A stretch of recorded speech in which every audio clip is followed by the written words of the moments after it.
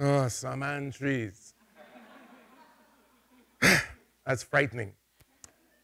But it's even more intimidating when I think that I was told that when I was coming here to talk, I would encounter some of the brightest people in Trinidad and Tobago.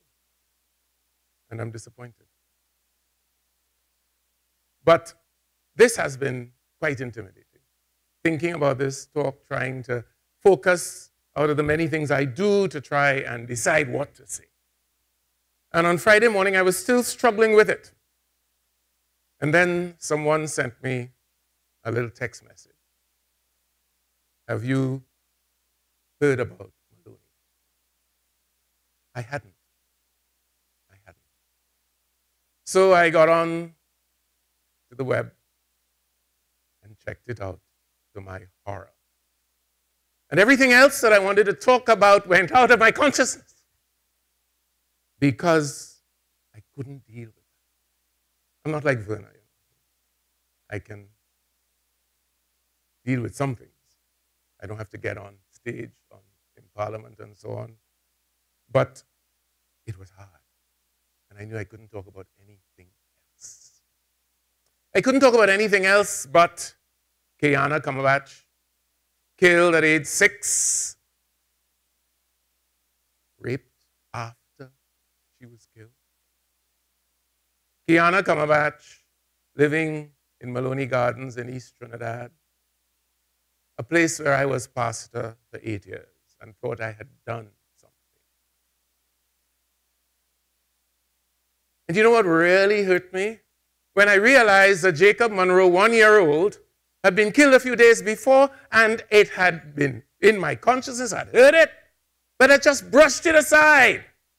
I joined the rest of the society in saying, these things are happening. I joined you in turning it off. Because Kiana and Jacob are part of a history. The first time it really hit us as a people was with Akil Chambers. But that was 1998. And we got all flustered. But then it came back to me that some people were more upset that he was buggered than he had been murdered. And that was another factor that I had to take on board and reawaken in myself. That all of this has become part of the theater of our lives. It's part of the show. And you know, just now that hit me. Because I'm not here on a show, I'm sorry. If TEDx is a show, I will leave. Because I'm here because I think that if we talk enough, if we connect enough, something must happen. It's not about ideas to be shared so we all feel intelligent and happy. It's about ideas to be shared so that we might transform our lives, our society, our world. That's what it's about. Or else it's a waste of my time and yours. Akil Chambers, Sean Luke, Amy Amantudo, Pixie Lacan, Ashwarya and Christina Boodoo. Ashwarya and Christina killed by their mother, lest some of you women think that this is a man's thing. Let's forget about the gender. Let's not say, as has been said over the last 2 days, those men. It's about us as human beings. It's about how we define ourselves as human beings. And it's about whether we care enough to be discomforted and to begin to change.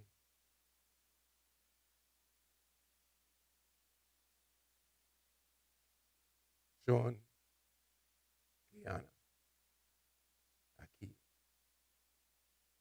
Those names must ring in your ears and mine.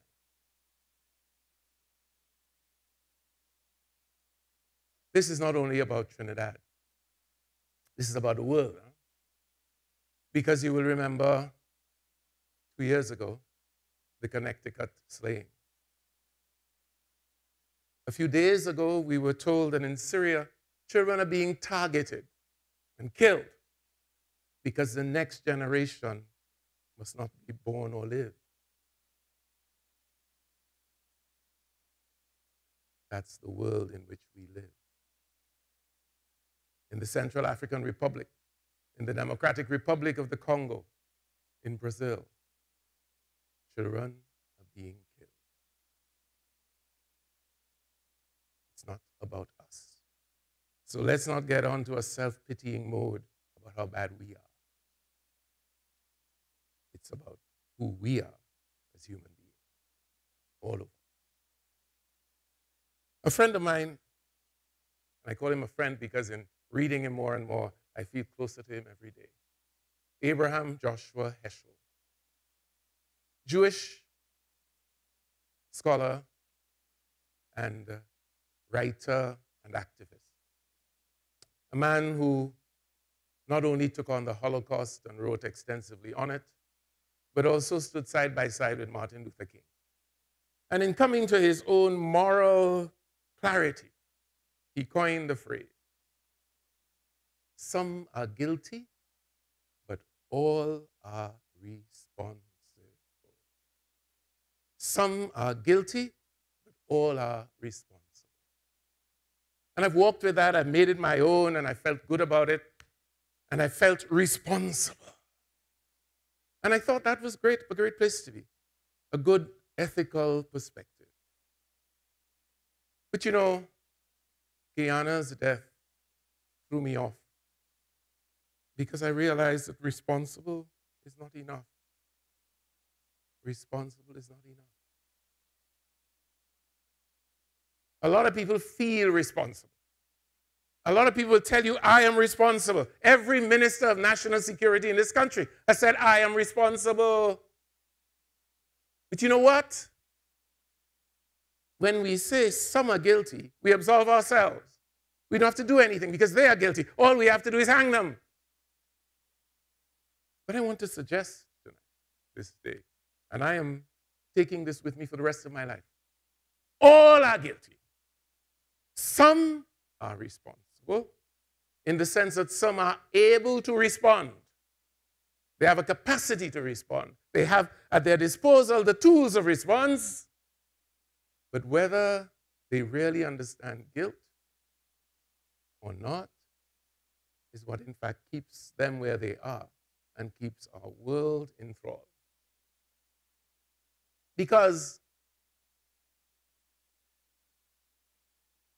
we have people in the world who feel very responsible. The generals in Egypt feel very responsible for Egypt. Barack Obama feels very responsible for America. And out of that responsibility, he can feel no guilt about drones in Pakistan or Afghanistan.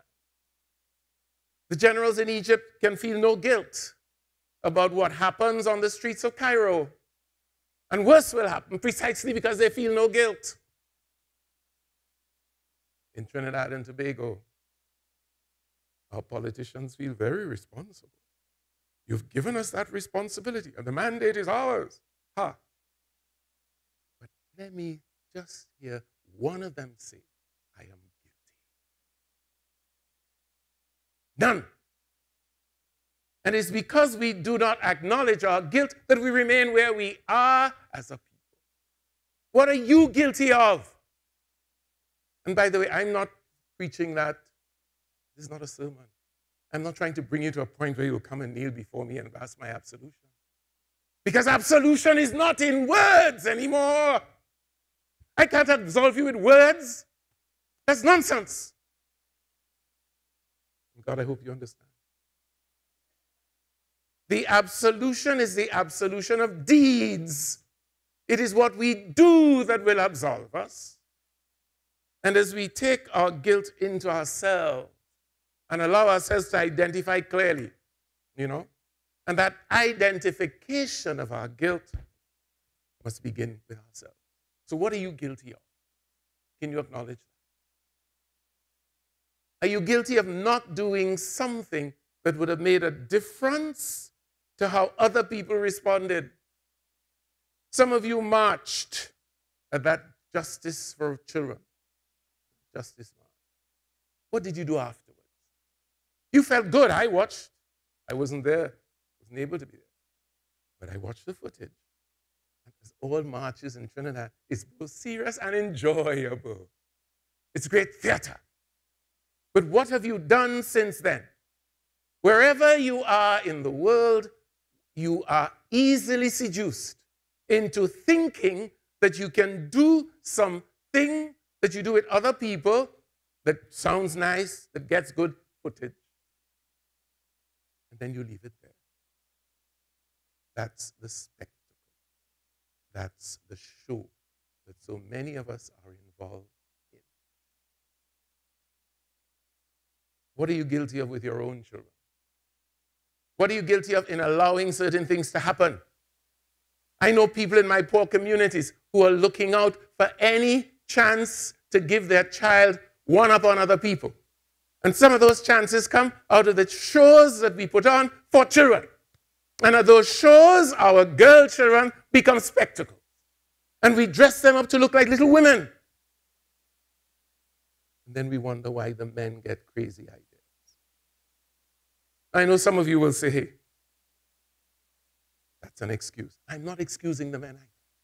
But I am saying that that's where some of it starts. If it doesn't start there, it feeds what has already begun. So you're guilty. You're guilty.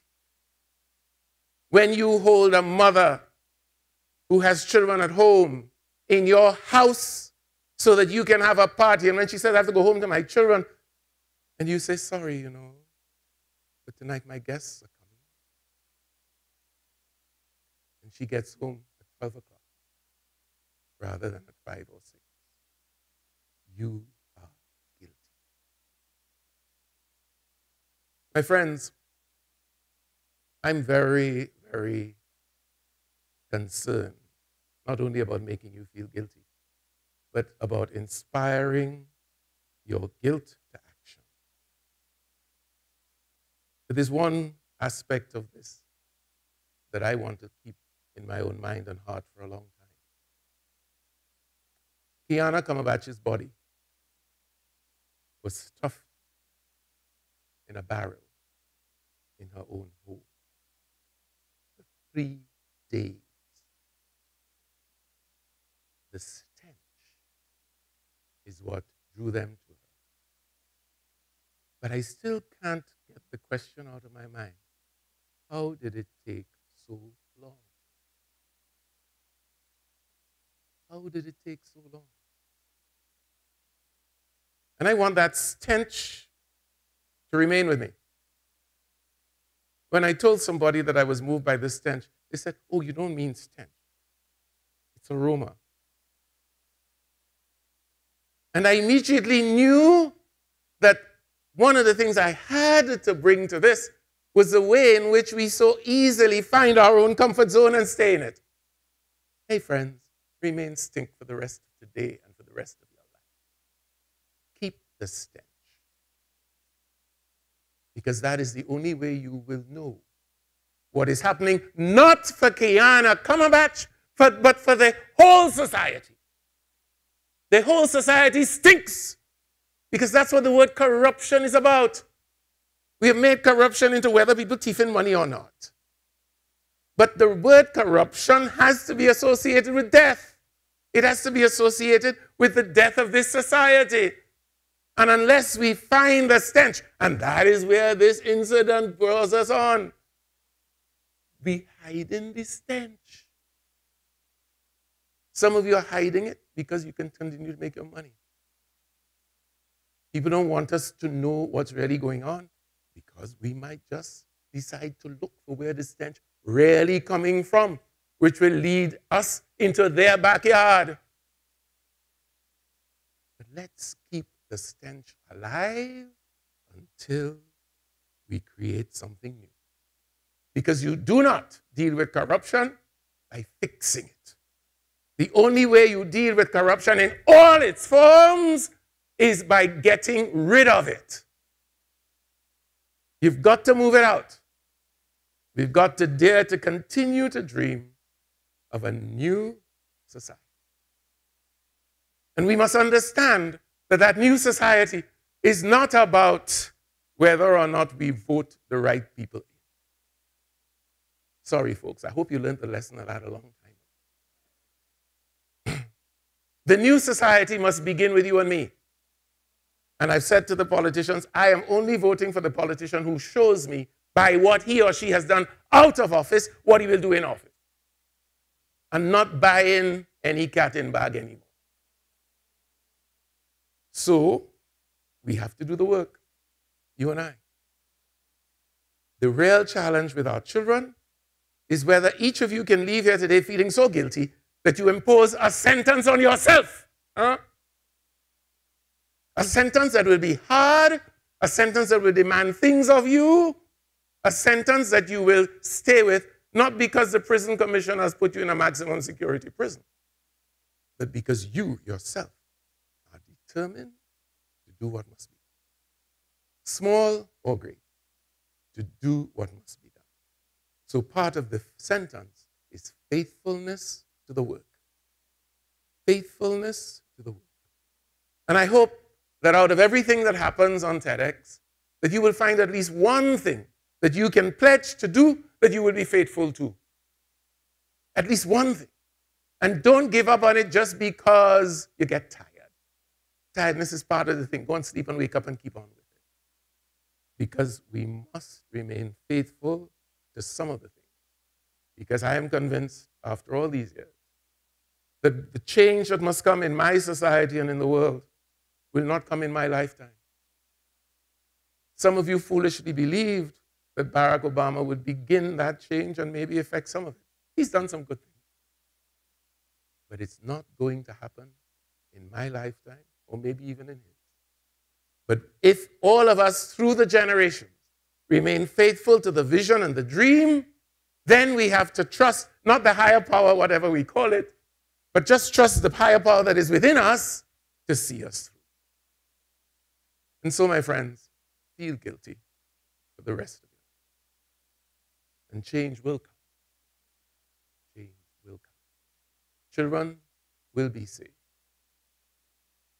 But every time I think of Kiana, every time I think of Akil, every time I think of Luke, Sean, a little ditty sings in my head.